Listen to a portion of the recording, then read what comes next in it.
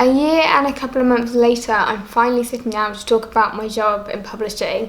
When I first got my job, I was an intern and was very scared about what would happen, so I didn't really want to put like a video on the internet necessarily, because it's all a little bit unstable, I think, when you first get started, especially if you start with an internship. But now I've been made permanent and things feel a little bit more secure, I feel like I can talk about it. But this video is also about you like asking me any questions or any topics that you'd like me to cover in the future, so I can go back and do them. Just so I'm not only documenting my life and my career, but also providing like potentially relatable or helpful content at the same time. So I work at HarperCollins, which is a big international publishing company. I work in the division of Harper Fiction and the imprints of Harper Impulse and Killer Reads, and I'm a digital marketing and publicity assistant.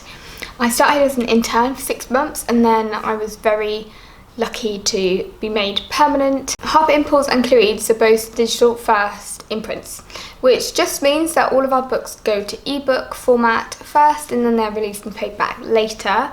And the way they get sold is slightly different in the way that they aren't really in like a huge amount of bookshops unless someone orders them in.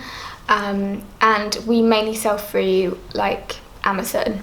Amazon and Kindle are probably the biggest kind of company, so a lot of my marketing goes to or has an emphasis on Amazon. I also want to say, I probably should have said as soon as I sat down, this is like all of my opinions and probably getting stuff wrong. Nothing to do with HarperCollins. My job is primarily, I feel like 2 things. It's like social media, no, it's 3 things. It's like social media, community engagement, and author care. I feel like that is the basis of my job. I feel like actually a lot of jobs, in fact every job ever, seems like this and feels like this, but I think especially with social media, I feel like I've got kind of an iceberg in the way that all you can see is the tip of the iceberg, because it's the social media and it's the tweets and the Facebook and the visual stuff, like the graphics I've designed. But then there's all of this stuff, bajillion things, which mainly emails, underneath the surface, which make up a large part of my job and people just don't know about, and so I'm hoping this series will kind of slightly open that up a little bit for you. I have quite an independent role and a lot of creative freedom.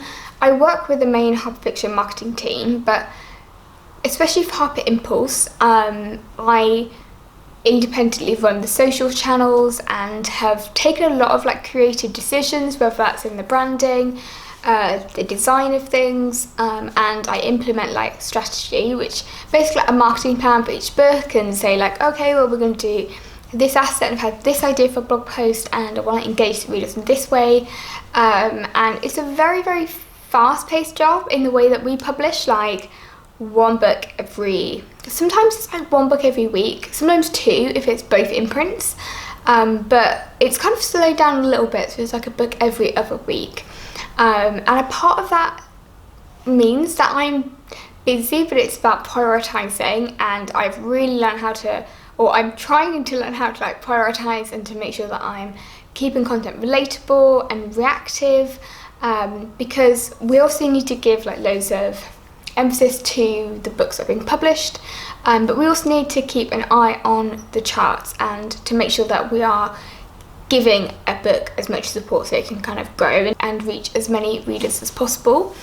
Both of these imprints are commercial fiction, and if you told me, like, well, to be fair, if you told me like even a couple of years ago that I'd be working in publishing, I would have like not even thought it was possible, and the fact that I'm working in commercial publishing would have seemed even more unlikely.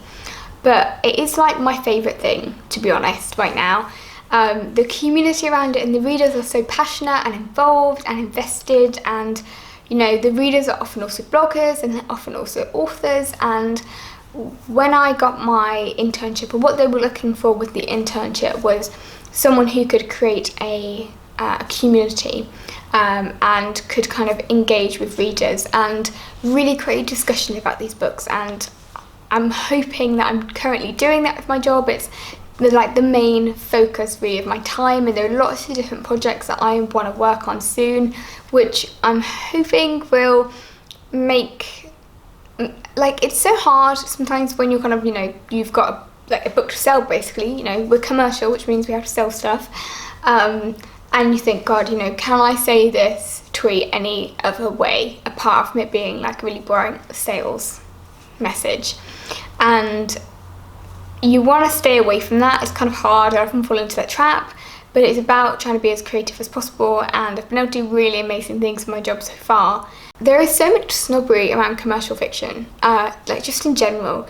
It's seen as like lesser fiction, especially women's fiction, and it's all really classist and really, really sexist.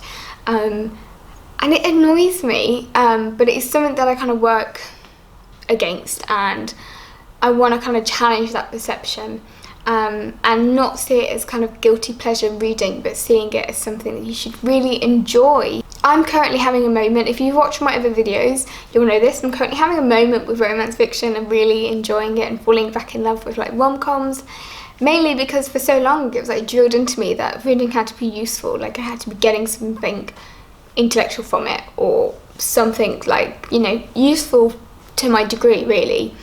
And now, like, I'm looking forward to reading. Like, I'm excited to go to bed and get my book out.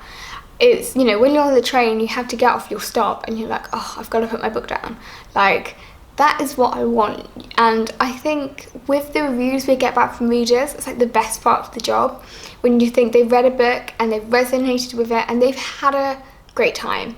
Like, we've given them, like, you know, half an hour a day of a break from the EU election or Brexit.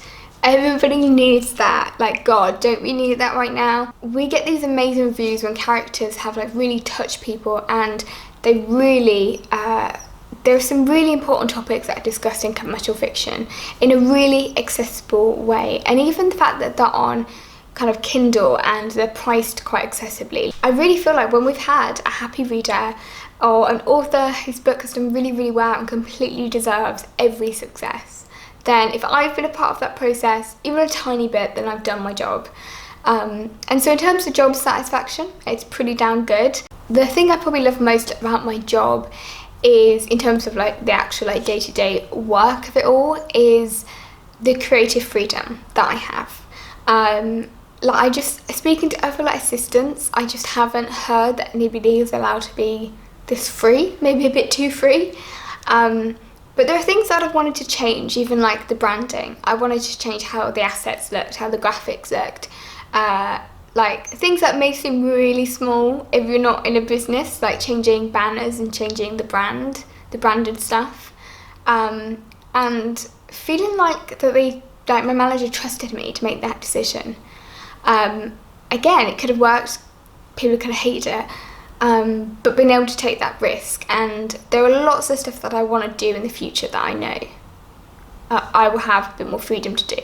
In terms of how Harper and Paulson Killerys work, is that there are lots of editors who acquire the books and work with the authors, and there are a variety of different people all across the company, obviously from sales and rights and production and everybody. I mean, publishing is huge.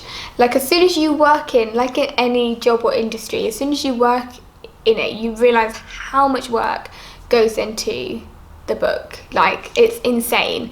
And even in my job, I rely on so many other people to help me get this book to the point that I can tell readers about it.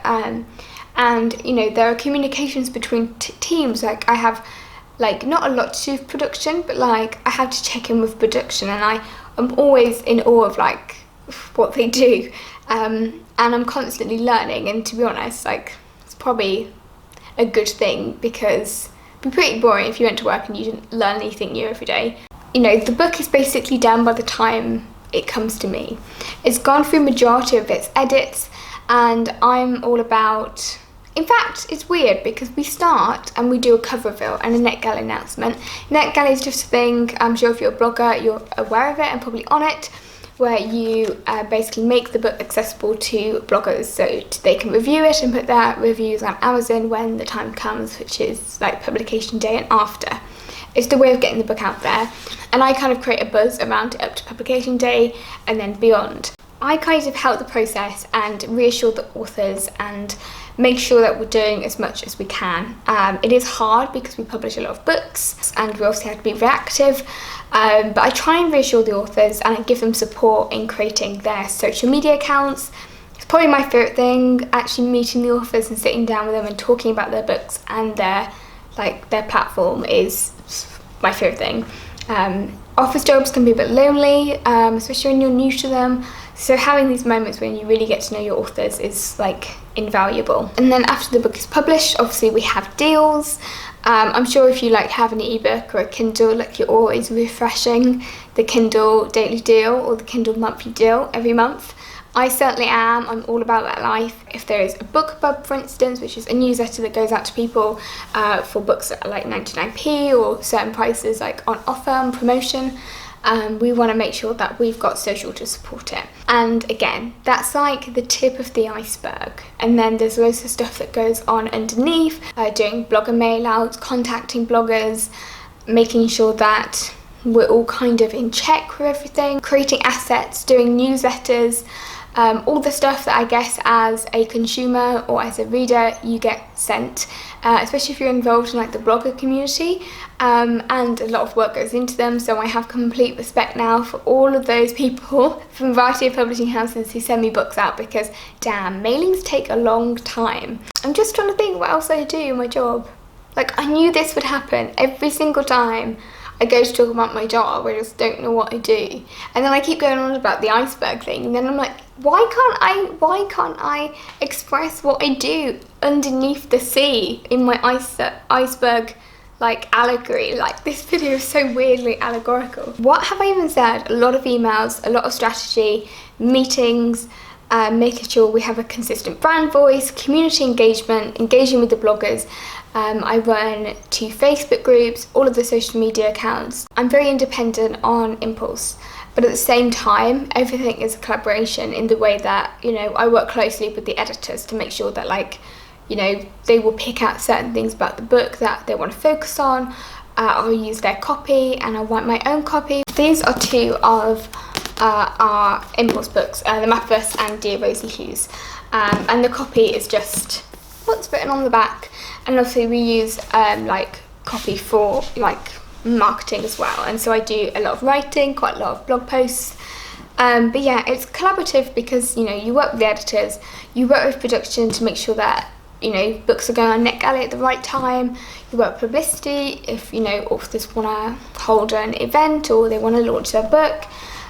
Because it is digital first, I think we work quite differently to other publishers, and I think because of the freedom that has come from that and the independence that has come from that, has really made me learn a lot. Like when I got my internship, because bear in mind my internship was basically the job I'm doing now, but like as an intern, and I didn't know that much about publishing. Like, sure, I had a bit of freelance experience and I was a bookseller, but it was really like being thrown into the deep end.